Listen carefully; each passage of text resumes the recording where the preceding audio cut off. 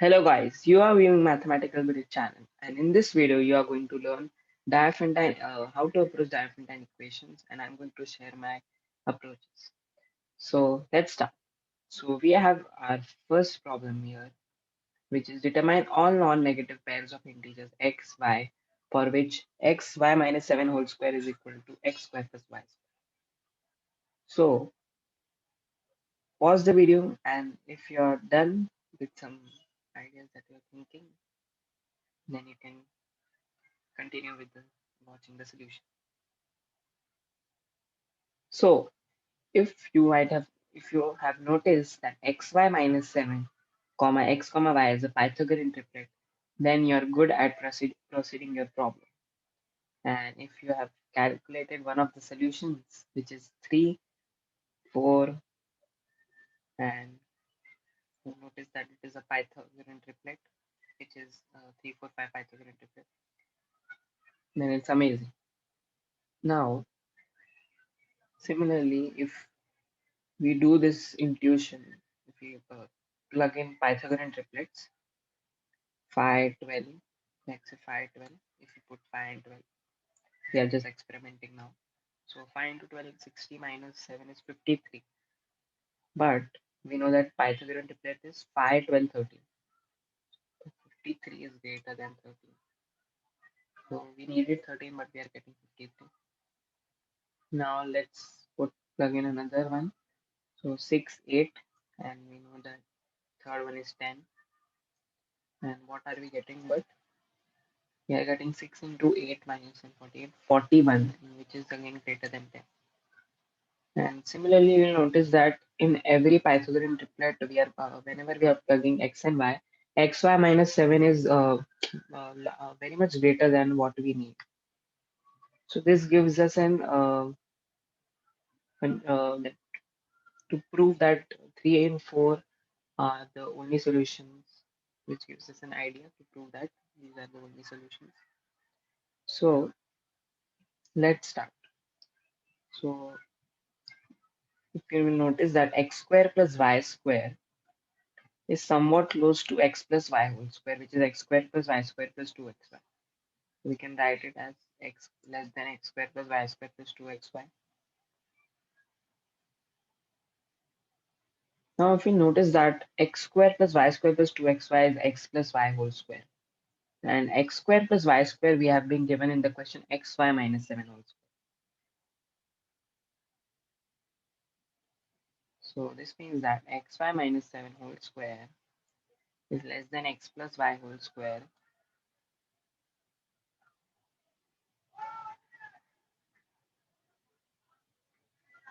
which in turn means that xy minus 7 has to be less than or equal to x plus y, because x y can both be equal to 0, so it here should be less than equal to. So now we'll take all the variables of our inequation on one side and on the constant 7 on one side, so that it will be easier to solve our inequation. Is less than equal to 7. And now if you notice that this is a Simon's factoring trick, which is that xy minus x minus y plus 1 can be factored into x minus y into y minus 1. So this would be x minus 1 into y minus 1.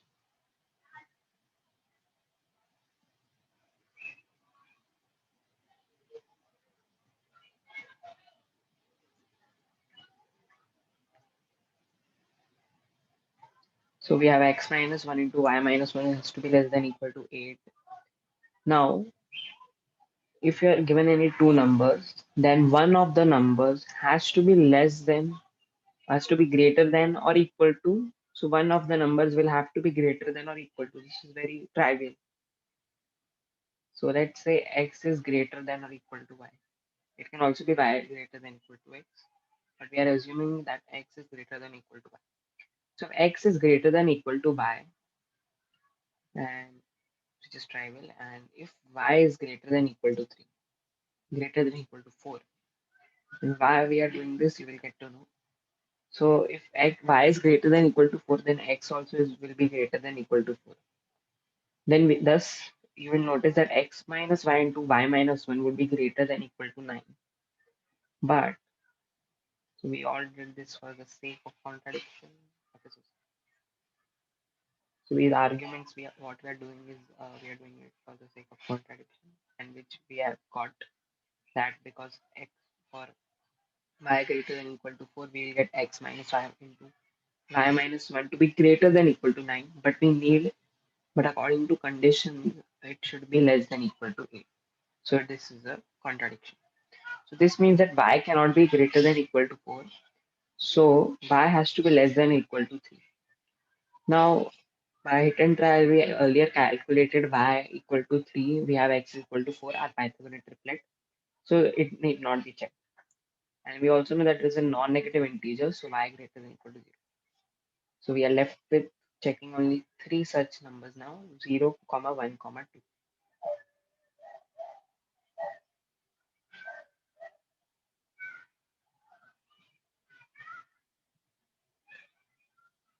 Now notice that we need to check 0, y is equal to 0, 1, 2 now.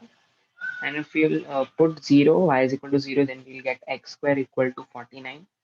And x cannot be equal to minus 7 because it is a positive integer. So x equal to 7. 0, comma 7 is a solution. Now, if we'll put 1 in this our equation, we'll get x square plus 1 is equal to x minus 7 whole square.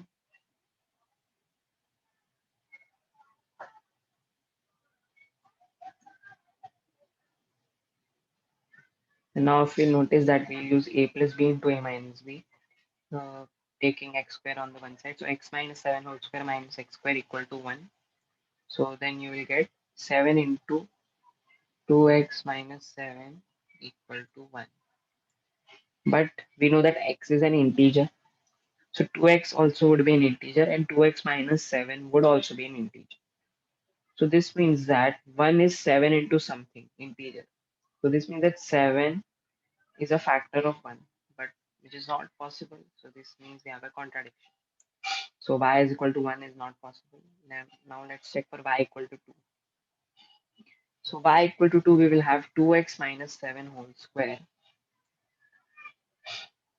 equal to x square plus 4.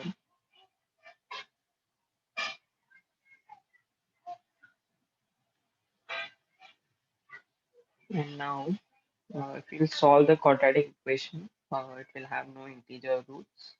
So you can check this. And comment down below the value of x that you're getting of this equation. So thus we have solved our question.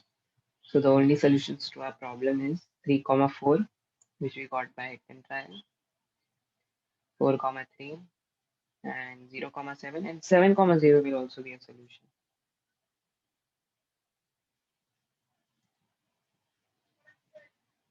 Okay. So the method that we used to solve our question is known as bounding, where we establish bounds by applying some inequalities and conditions. And it is also used by mathematicians, but it is not always an elegant way, and it sometimes becomes addictive, and you don't think about a good way to solve the equation, and you just apply it. So for example, we have here the most famous problem, the Catalan's conjecture. And if you don't know it, it is basically states that the difference of consecutive powers, x raised to p minus, there's some integer x, y raised to q power, and these both are greater than 1, greater than equal to 2, is equal to 1. And p and q are distinct. So it states that the only solutions to this equation are only perfect powers are 3 square and 2 cube. 3 square minus 2 cube is equal to 1. So the only solutions are 3 square minus 2 cube equal to 1.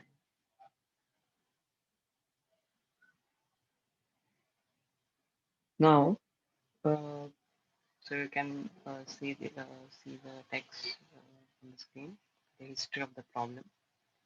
It is that Robert Ditchman applied Baker's method. So something he'd applied, I also don't know. He to establish a bound on AB and XYAB. Michael Legman computed the value of the bound to be this very large number. You can see the exponent of this. So the number of zeros in this number would be, I don't know,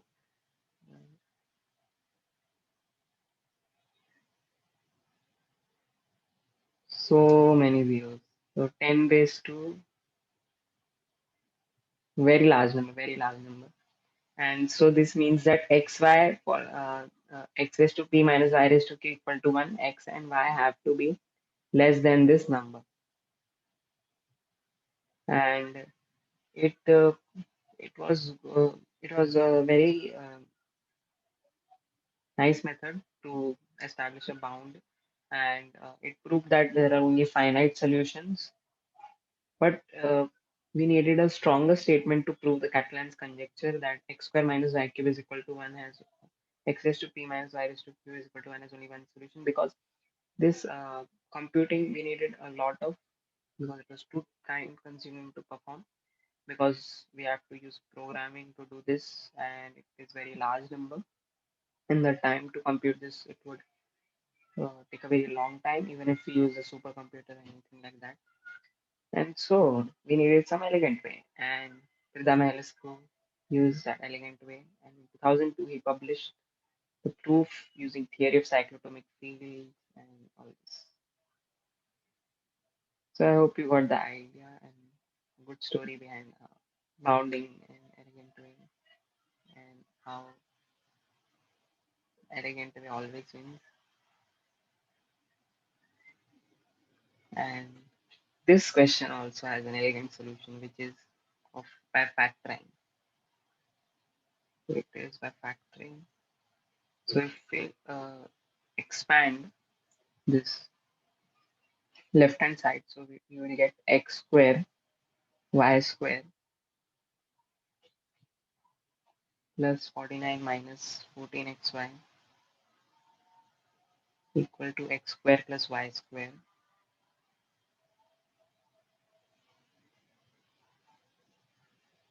So x plus y whole square. And now what we are going to do, we are going to square and get a constant so that we can factor. So now we'll get the idea what we are doing. Xy minus 6 whole square plus 13. Now we can factor. So x plus y minus xy minus 6 plus 6. And we'll also get another factor here. And if you'll, and this is a prime, so it is very easy to factor these, because one has to be 13, one has to be 1, other has to be 1, one has to be 1. One of the factors has to be 1, other has to be 13, and vice versa. We can check all the cases and we'll get that only solutions are 3 comma 4, 4 comma 3, and 0 comma 7, 7 comma 0. Although that previous this solution was very difficult to think, but it gave us a very fast way to calculate. The previous solution, we had to check many cases. So I hope you got the idea that bounding is very addictive and we should not try it always. So anyway, let's move on to our next question. So it is, we'll take a miscellaneous equation now. So the question is, eighth question, let m and n be integers so that GCD of m and n plus LCM of n is equal to m plus n. Show that one of the two numbers is divisible by the other. So let the two numbers GCD be k. So m is equal to k into something, let it be q, n equal to k into something, let it be t, and q and t are coprime. And if you have watched the previous video, then you will know that we had used it in proving LCM into LCF is equal to product of two numbers. And we had showed that LCM into HCF is equal to M into N, and we had used this by showing that LCM is equal to KQT, and HCF we know K because we have already assumed this to be K. And now if we'll add, we'll get that K plus KQT, plug in all the values, and you'll get this equation. And you notice that K is common on both sides, so you'll cancel it. So you'll get 1 plus QT, 1 plus Q into T is equal to Q plus T. And if you take this all the constants and variables on one side equal to 0, and now Simon's factoring trick will get it to be Q minus 1 into T minus 1.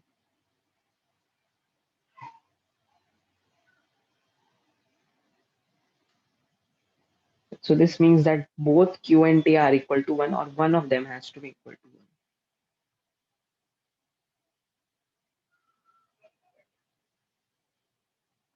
1. One of them has to be equal to 0. So this means that TA has to be equal to 1, or Q has to be equal to 1, or both can also be equal to 1. So we can conclude that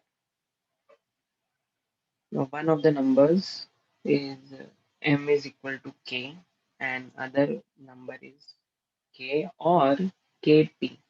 So this means that M divides N, and we can also, or N also divides M when N is equal to K.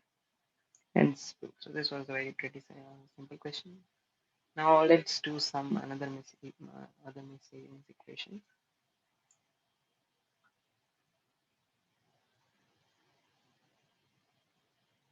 So we have the question number 2. Find all natural numbers of x such as the product of the digits is equal to x square minus 10x minus 22. So what we are going to do, that we are going to use this lemma, and then this problem would be very easy. We are going to do some bounding here. So lemma 1 is that product of digits is less than 10 times the number. So p of x, let it be product of digits p of the x is a natural number, is to be less than 10x. We have to prove this lemma. 10 times the number, yes. So let the number be equal to x be 10 raised to n into an plus a naught, 10 raised to 0 into a naught. And the product of digits would be p of x would be equal to an into an minus 1 up till a naught. So we basically need to prove that px, this expression is 10 less than 10 times this expression. So first what we are going to do is that we are going to maximize px. So px is less than equal to, so the maximum value of px is when all the digits are 9. So when all digits are 9, we'll get 9. So there are n plus 1 digits here from 0 to n. So px less than equal to 9 raised to n plus 1. And now what we are going to do is that we are going to minimize. And why are we doing this? Because if we minimize, then we'll get some constant here for the minimum value of x. And here we'll get